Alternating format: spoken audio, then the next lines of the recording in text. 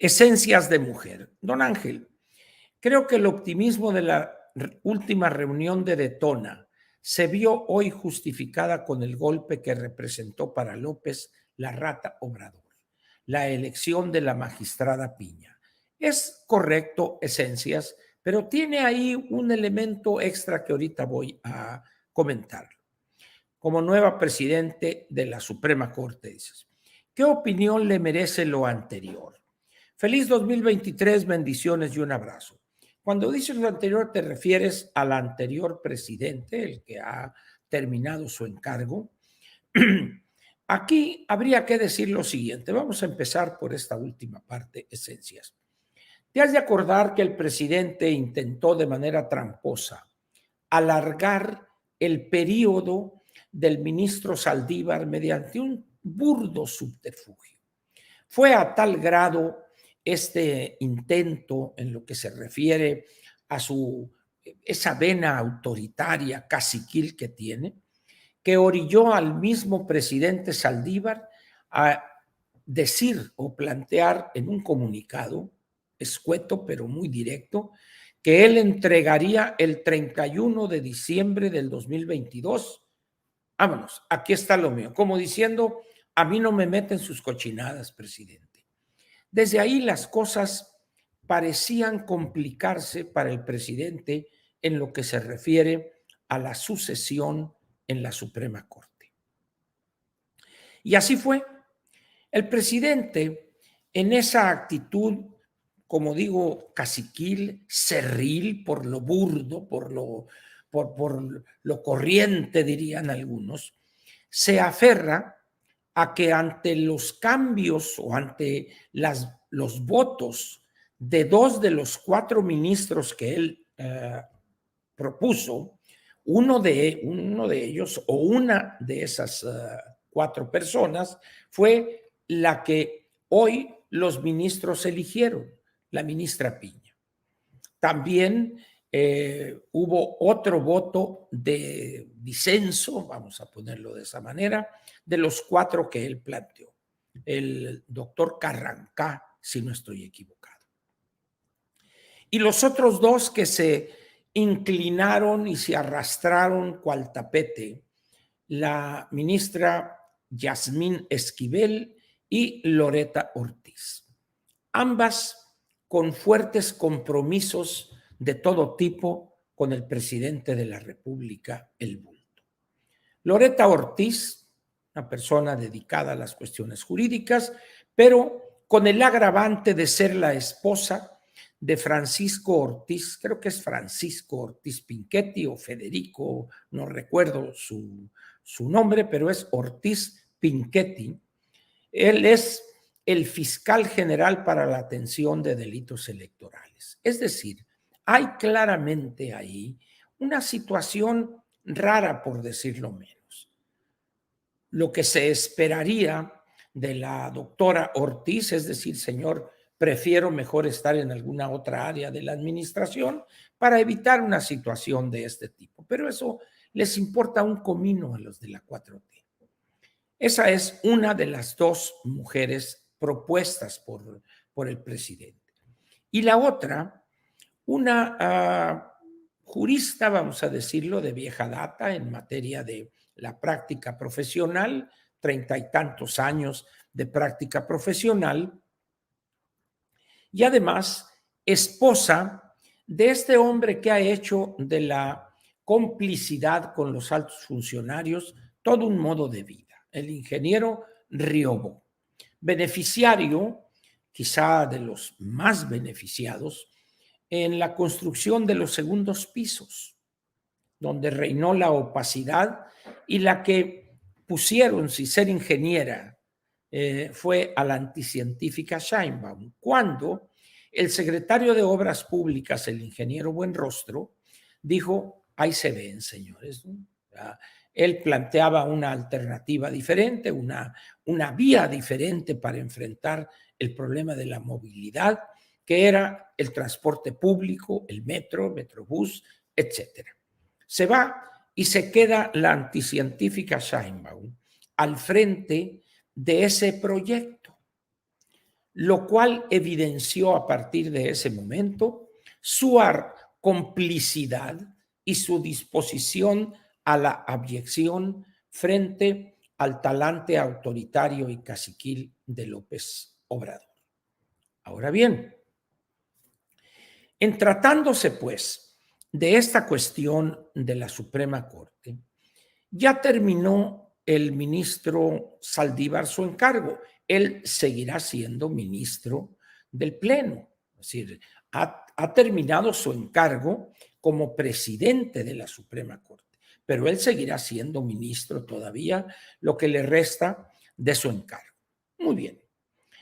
De los 11 ministros, cuando ya empezaba la grilla a aflorar, se formaron dos grupos o tres que en determinado momento se expresaron en 5 de los 11, 5 aspirantes a suceder al ministro Saldívar. Los dos más fuertes eran, por un lado, el ministro Antonio Gutiérrez Ortiz Mena, y por el otro, pues algunos decían que era la ministra Yasmín Esquivel y que otro que por acá, pero básicamente teníamos esos dos. En un determinado momento el presidente, ante lo que se descubrió de la ministra, esta situación del plagio, la tesis y todo esto que se ha armado un merequetengue ahí, él entra al quite y pretende desautorizar la participación del ministro Antonio Gutiérrez Ortiz Mena, diciendo, es que los potentados quieren que sea presidente el ministro más rico, como si eso tuviera algo que ver en cuestiones de derecho constitucional. Pero no, no es así. Finalmente, después de 3 rondas donde estaban la ministra Piña, porque ya había sido eliminada de toda posibilidad la ministra Yasmín Esquivel por la cuestión esta de la tesis famosa, y estaban dos, la ministra Piña y Antonio Gutiérrez Ortiz Mena. Y en la tercera ronda quedaron ellos dos, 6 votos para la ministra Piña y 5 para el ministro Gutiérrez Ortiz Mena. Es decir, prácticamente un empate, podríamos decir.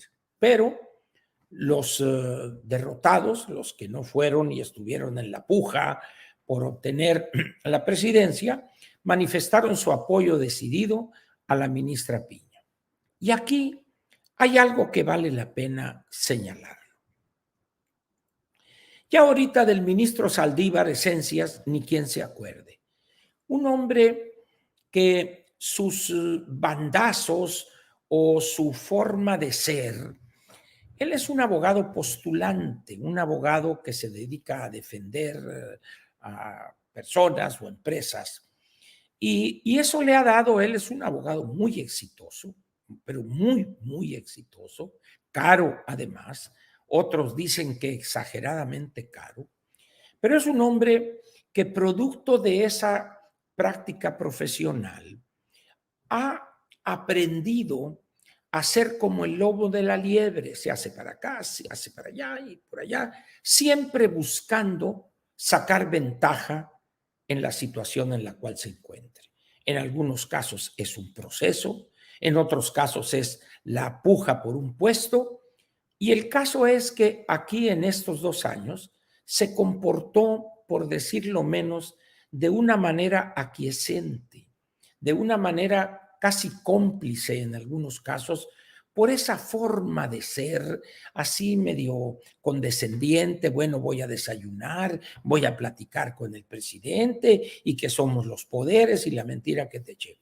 La verdad es que si alguna vez tuvo un prestigio de un hombre de convicciones fuertes en materia jurídica y de separación de poderes, en los últimos 4 o 5 o 6 meses quizá, tiró por la borda ese prestigio y quedó en el papel de un simple lacayo del presidente, aun cuando no lo sea, hay que decirlo, pero su reiterada propensión a aparecer condescendiente y que por acá el presidente, y luego al final en un acto de frivolidad empezó a aparecer en TikToks y una serie de cosas inconcebibles en un ministro de la Suprema Corte. Pero hoy ha terminado ya su encargo y regresa al puesto de donde quizá nunca debió haber salido, ministro de la Suprema Corte. Muy bien, entra la ministra Piña, y aquí hay que decirlo también. Ella fue una de las 4 personas propuestas en estos 4 años por el presidente para integrar el pleno de la Corte. Y es tan limitado el presidente, tan bruto podríamos decir, que no se cuida cuando dice cosas. 2 me traicionaron, dice, de los 4, refiriéndose a la ministra Piña, y creo que es al doctor en Derecho, el señor Carranca. ¿Por qué? Porque ellos 2 no votaron en la dirección o en las condiciones que López pensaba deberían votar. ¿Por qué? Porque él los puso, dice él, cuando en realidad quien aprobó su nombramiento fue el Senado de la República. Él propuso las ternas, pero fue el Senado quien decidió. Pero esa es la mentalidad de López.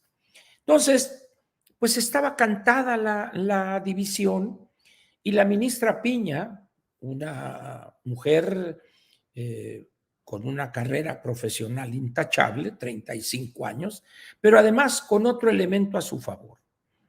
Es una persona producto de la carrera judicial. Es decir, ella es parte del Poder Judicial de toda la vida.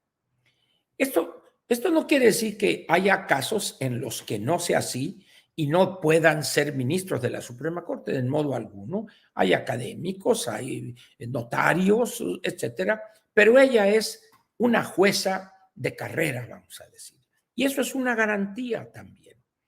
Es una mujer poco dada al reflector, es una mujer de convicciones que las defiende y vota en consecuencia. De tal manera que creo que vamos pronto a sentir ese carácter apegado, por supuesto, a sus decisiones, a lo que marca la Constitución. En ese sentido, creo que el conflicto que se veía venir ha sido resuelto de manera civilizada y apegada a las normas que están establecidas en la Constitución, sin ninguna duda, sin ninguna nube, absolutamente. ¿Qué hará la ministra Yasmín Esquivel? Bueno, en los últimos días ha demostrado un cinismo, una cachaza digna de mejor causa, pero hay varios elementos que vale la pena señalar de la vida de ella como empresaria y junto con su esposo. Apareció por ahí perdida una nota donde Marcelo Ebrard, cuando era jefe de gobierno, realizó una donación o ¿cómo se puede decir? Cuando estos bienes de una entidad pública, algo así como se desprendió el gobierno de una cantidad, creo que 15,000 metros cuadrados, y se los donó a Riobó y a la señora Yasmín Esquivel, porque ellos tienen un negocito muy redituable, una universidad patito que se llama la Universidad West Hill. Y luego hicieron una tranza porque en las lomas agarraron 4,000 metros cuadrados más, y total que es una fichita ese par. Y luego el señor constructor y calculista, y que por aquí y por allá, y la señora abogada ha estado aquí, ha estado allá. Entonces, pues dadas esas relaciones y esas complicidades, se habría pensado que tenía el camino abierto para llegar a ser la presidente de la Suprema Corte. Pero como dijo el conejo de la suerte, cuando menos espera salta la liebre, y apareció la famosa tesis. Y ahí todo se le vino abajo a ese par. Y ahorita, pues la señora tiene un desprestigio total que más temprano que tarde deberá renunciar, deberá salirse de la Suprema Corte e irse a buscar algún otro hueso que roer. Una historia lamentable que pudo haber con un presidente con mejor juicio, con objetividad en lo que es la Suprema Corte, no habría habido necesidad de exponer a la Corte a este conflicto. Pero hay aquí algo que quiero comentar, Esencias. La anticientífica Sheinbaum, haciendo gala, además de su servilismo a López Obrador y su ignorancia jurídica, declaró hoy, está ahí en las redes sociales, ese video, está la foto de ella y la declaración, donde dice que los anteriores ministros, 7, pues dijo algo así como que no se les puede respetar porque fueron nominados en la época neoliberal, dice. Bueno, ¿y qué tiene que ver eso? Que sean ellos o no, o que hayan sido nominados. Bueno, si estaban ahí, ¿qué quiere decirlas? Ahí luego dice, pero debemos exigirles nosotros a los ministros que están para defender al pueblo. Dice, no, aunque le duela a la anticientífica por esa ignorancia tan grande y su servilismo hacia el presidente, los 11 ministros de la Suprema Corte, los que conforman el Pleno, los integrantes de la Judicatura Federal y los integrantes del Poder Judicial no están para defender al pueblo. Eso es una mentira, es una expresión demagógica de una mentalidad caciquil autoritaria. El Poder Judicial está para impartir justicia. Ojo, no está para que sus preferencias ideológicas priven sobre la impartición de justicia. Y en el caso de los ministros específicamente que integran el Pleno de la Corte, su obligación, su tarea constitucional asignada a ellos es defender la esencia de la Constitución. En ese sentido, decir una persona que aspira a la presidencia de la República que están para defender al pueblo, aparte de ser una soberana estupidez jurídica, y recuerde usted que las estupideces solamente las dicen los estúpidos.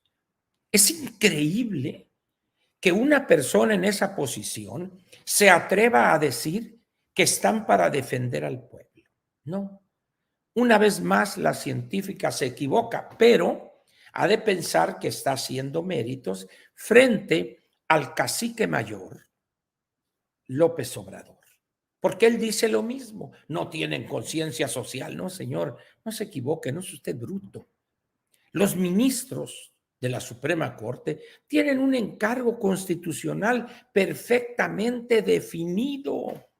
La Constitución es la Carta Magna, la ley suprema, y los garantes de que toda pieza legal se apegue al espíritu y letra de la Constitución son esos 11 ministros. No están para hacer demagogia que el pueblo, no. Si con ese tipo de expresiones esta persona, la anticientífica, cree que va a obtener la candidatura, ¿se imaginan ustedes de presidente a esta mujer? En fin, como ven, las cosas se revolvieron en la Suprema Corte, pero por fortuna las cosas salieron bien. La ministra Piña, ahora presidente del Pleno, va a hacer una excelente labor y va a meter orden en muchas cosas.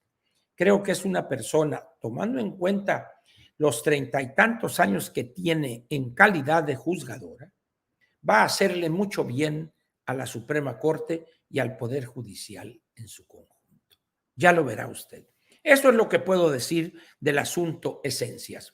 Y esta parte le voy a pedir a la Chiquis que por favor la corte para que la ponga en la parte editorial. A partir de este momento comienza la sección editorial de Platica con Ángel, aquí en, ¿qué será?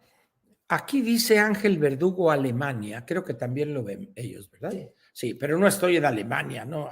Hay un error aquí, seguramente. No hemos podido quitar, pero el miércoles que hable con Henry, el de Detona, le voy a decir que él oyó que yo fui a Alemania y seguramente pensó que estaba en Alemania, pero no estamos en Alemania. Entonces, por eso puede generarse una confusión. Muy bien, entonces, a partir de este momento comienza la sección editorial de Platica con Ángel, la primera plática del año correspondiente al 2 de enero del año 2023. Comenzamos pues la sección editorial. Vamos a ver. Quiero tratar primero el tema de Brasil. Mire, el presidente de la República es un presidente reacio a cualquier contacto con otros jefes de Estado por varias razones. La más fuerte es su complejo de inferioridad. Es un hombre acomplejado que no es capaz de desenvolverse en una reunión donde estén políticos de otros países, por supuesto, de cierto nivel. Es un hombre que con dificultades masculla el español, no habla inglés, no habla francés y apenas, como dije, balbucea el español. En esas condiciones, él es un hombre que le gusta verse al ombligo, estar encerrado en este país. Si esto fuera solamente algo que le afecta a él, pero deja que la estructura de la administración pública participe, como lo ha hecho desde hace decenios, en las cuestiones multilaterales o globales, dice uno, bueno, pues es su estilo, pero no. Ha cortado prácticamente todo lazo con organizaciones multilaterales. La presencia de México en el mundo está difuminada, prácticamente no existe. Y hoy, cuando toma posesión, ayer más bien, pues el presidente Luis Ignacio da Silva, y ahorita hablaremos de esto, decide este hombre, en un acto absurdo, enviar a su señora esposa, la doctora en ciencias ocultas, Beatriz Gutiérrez Müller. Muy bien. Cosa que dice uno, lo correcto debería haber sido en todo caso el canciller, ya de muy jodidos, acompañado quizá de, no sé, el secretario de Gobernación o alguien de peso para hacer ver la importancia que México le concede a ese gran país. No olvidemos que Brasil es la economía más grande de América Latina, 200 millones de habitantes, con una superficie de gigante también, y es un país con el que México ha tenido desde hace ya muchos, muchos años una cierta pugna por un supuesto e inventado liderazgo en América Latina. Bien. Ahí va la señora Gutiérrez Müller, va, y de pena ajena su aparición en el momento en que están las felicitaciones al presidente da Silva.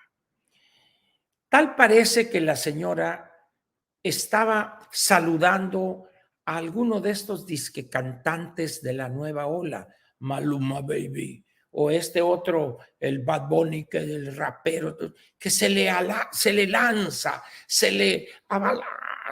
lo abraza y todo, más faltó que lo cubriera de besos. Dice uno, bueno, ¿y esto qué es?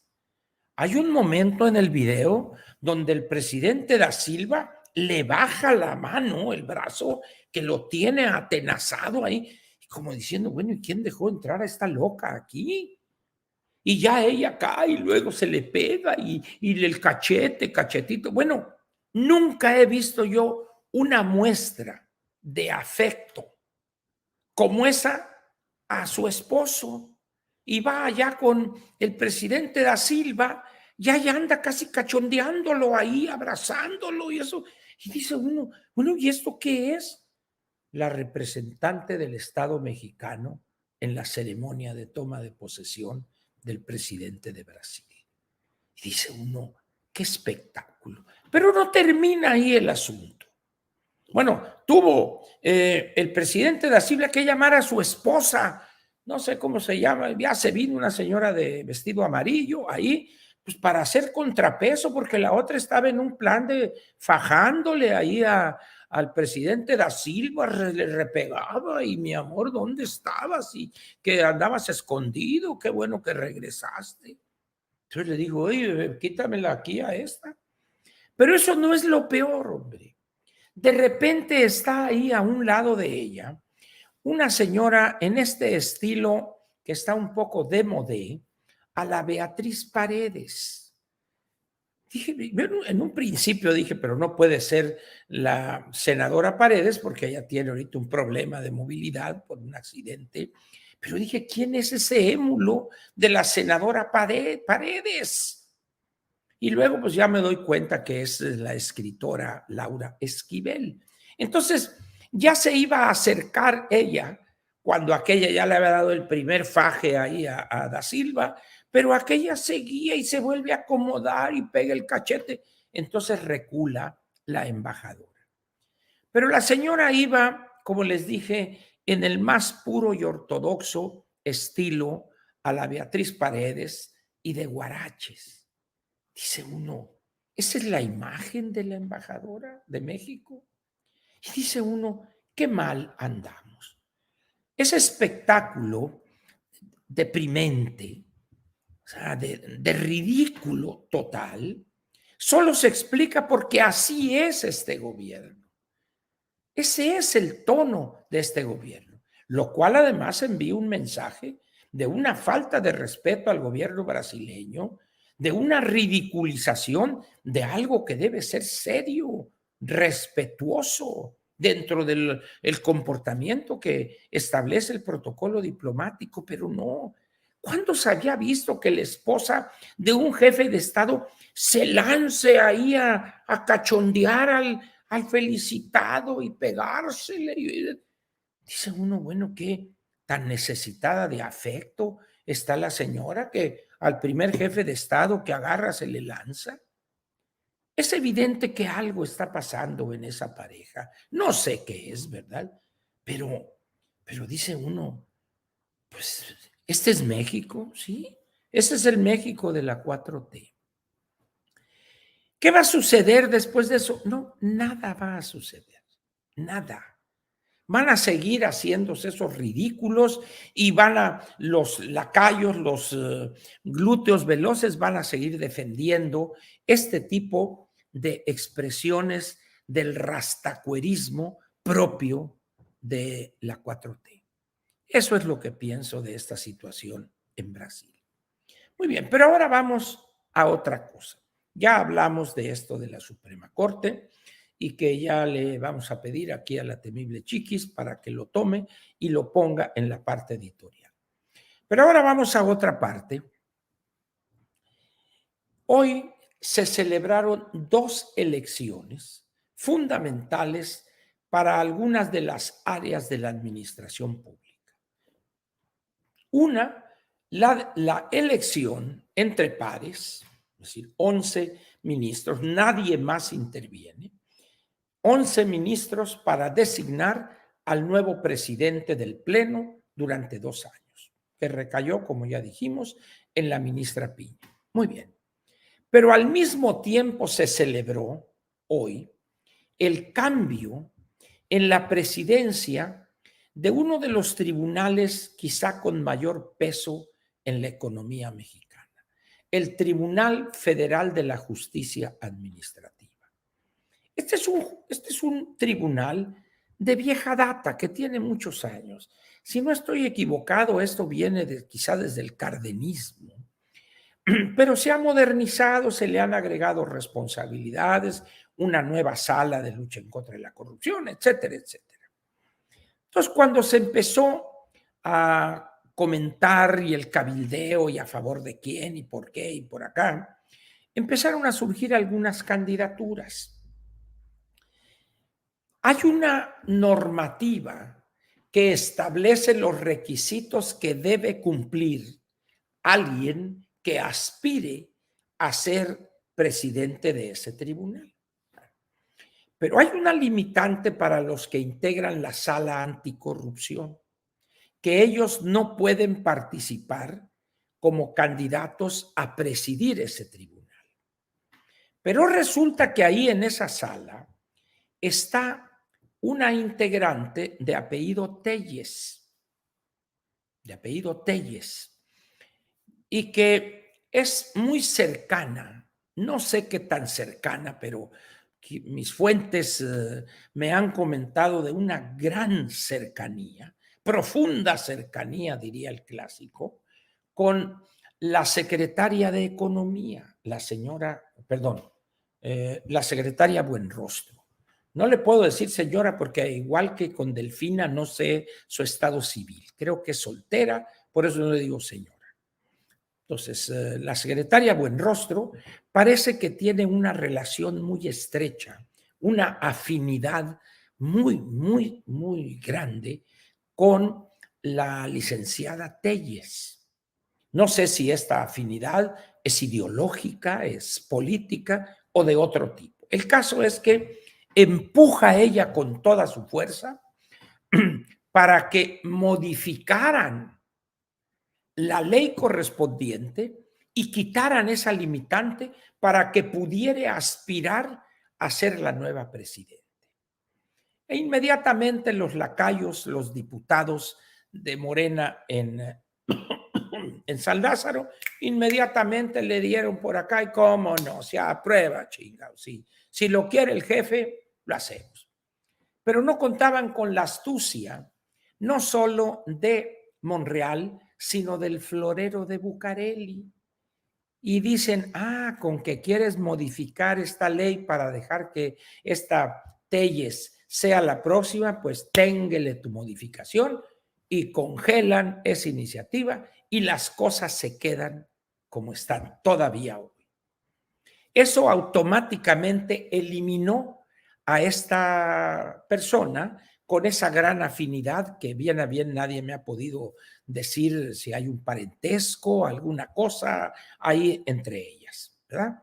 Pero está fuera de la jugada. Y entonces los anteriores empiezan o retoman el cabildeo.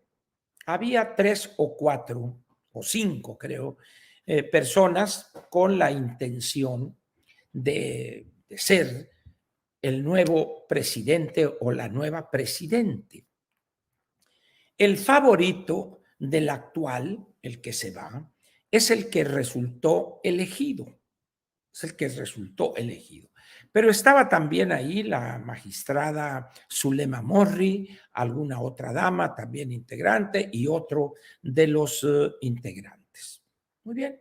Y empezó cada quien a hacer, como dicen, su luchita. Y finalmente, en la sesión de hoy, solamente llegaron 3 varones.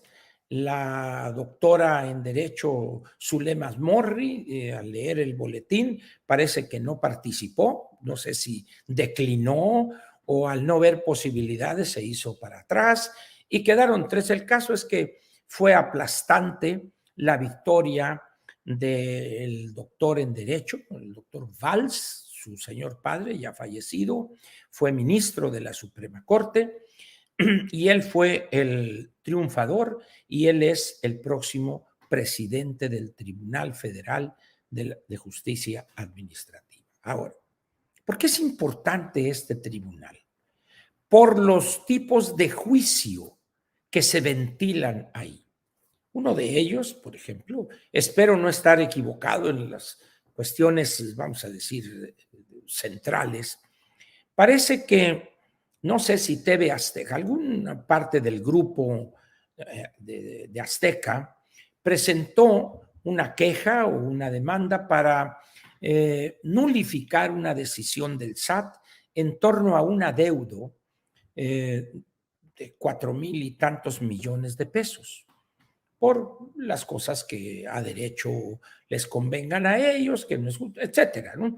El caso es que ahí se radica ese conflicto y le tocó, tengo entendido, a la magistrada Zulema Mosri preparar el proyecto correspondiente y de acuerdo a una nota que creo que apareció en la revista Proceso, ahí señalan que este proyecto fue rechazado por los demás integrantes de la sala superior, por lo que les parecía quizá un absurdo, alguna cosa así menciona la revista Proceso.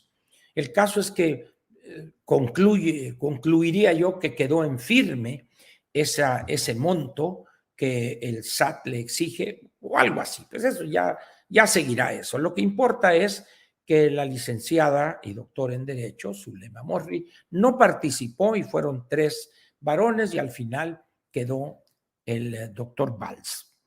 Pero la importancia, pues, repito, de este tribunal es los asuntos que se ventilan ahí. Así como este que menciono de 4,000 y tantos millones de pesos, hay otros de incluso de una cuantía mayor. Entonces, imagínense la importancia para el SAT o para la administración pública que en este tribunal pues se les dé la razón casi en automático a los quejosos y no a la autoridad, en este caso al SAT. Entonces, con la nueva visión que tiene este gobierno, que gavilán que agarra y suelta no es gavilán, pues a ellos les interesa tener en la presidencia a alguien afín. Y ahí es donde entró la secretaria de Economía, Buenrostro, para apoyar a Telles, integrante de la sala en contra de la corrupción, ahí. No más que no contaban, pues, con el rigor parlamentario y legislativo en el Senado de la República, y así les hicieron. ¿Qué va a pasar ahí? Bueno, pues ya el doctor Valls ya entró en funciones, hoy tomó posesión, rindió la protesta de ley y se quedó con algo que no han mencionado algunos. Yo lo puse ahí en un tuit que subió. Primer día.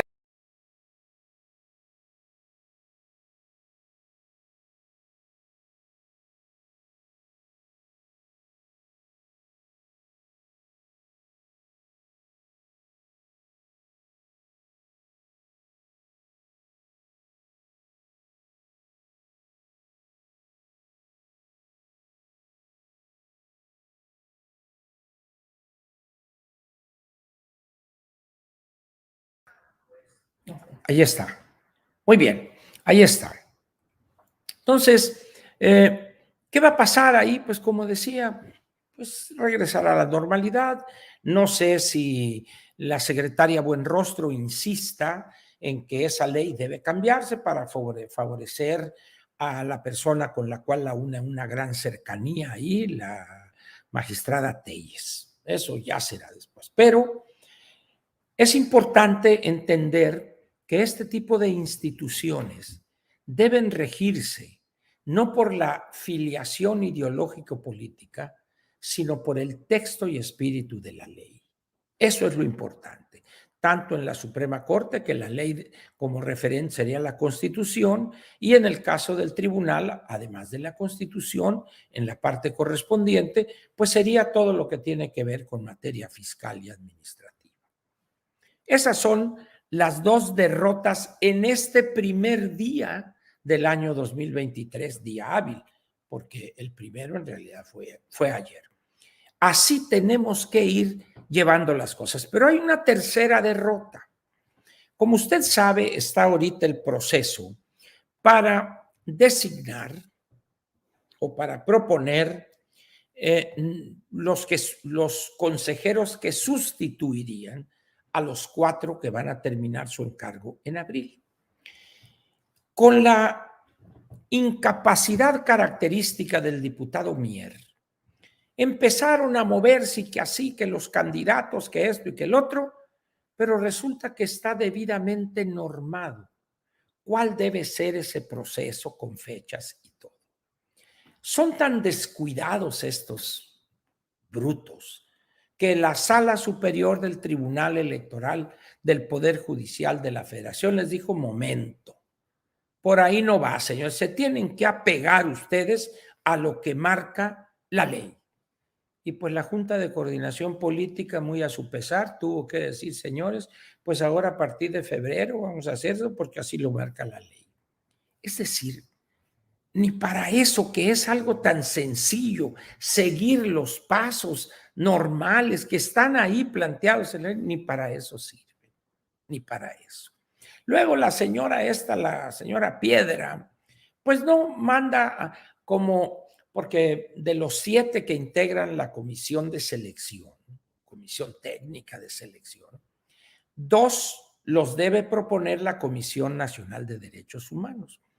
Y una de las 2 que propuso es una experta en yoga de la risa, así como lo está usted oyendo, yoga de la risa, una jubilada del Seguro Social, carrera trunca, sin más mérito que estar en una oficina, en un escritorio, pero eso sí, es especialista en yoga de la risa.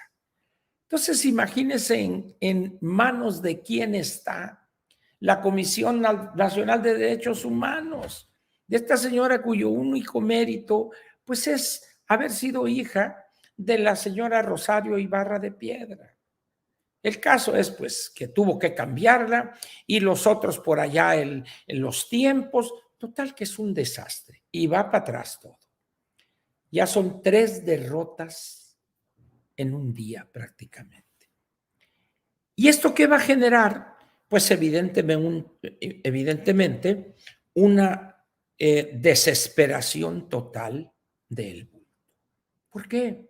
Porque no hay dinero, porque las cosas no le salen, porque el conflicto con los Estados Unidos se complica cada día más. De tal manera, pues, que dice uno, oye, ¿qué vas a hacer? Porque no va a reconocer que está equivocado. Dice que ya solucionaron esto que tiene que ver con el maíz amarillo. No, lo único que hicieron fue extender el plazo de vigencia de seguir importando el maíz amarillo. Pero la prohibición va a empezar a partir del 1 de enero del 25, sí, pero ya no va a estar este gobierno. Entonces el otro va a decir, no, hombre, quiten esa babosada y vamos a seguir importando ese maíz. Pero este hombre, es que no tienen remedio. El doctor Villalobos, secretario invisible de la SADER, y dice, Estados Unidos aceptó las condiciones que puso México. Y dice uno, oigan, no sean cínicos, por favor. ¿Cuáles condiciones, hombre? Ustedes tuvieron que reconocer que estaban mal, pero como no quieren reconocer lo que hacen, bueno, un año más y ya el que venga, ya que resuelva. Para eso apareció Villalobos y luego se volvió a esconder.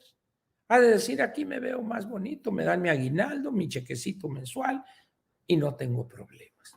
Y así está prácticamente todo el gabinete de la 4T. Esos son los 4 temas que yo quería comentarles. No sé si hay algo por ahí que falte. ¿No? Muy bien. Aquí termina entonces la parte editorial de Platica con Ángel, correspondiente al primer día del año 2023, que es lunes 2 de enero del año 2023.